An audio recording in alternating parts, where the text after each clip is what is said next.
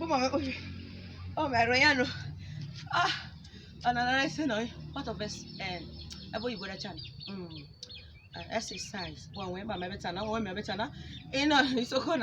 My best I check. My best la woji ibo. Ibo na dede. My best I check ba. Oh, inyefo. Everywhere you are now. Ijon we bi yo le na. Olanwa. Ne semanwa. Igbo. No why semena. Semena.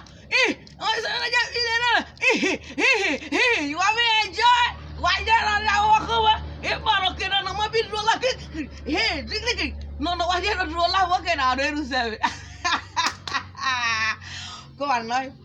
I'm trying to drive your mind back home. I'm trying to revise your mind back home. Talk true.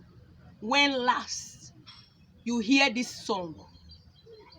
This is our papa music in those days. Where our party the jolly. When last you hear them? Maybe we'll lodge your where you know.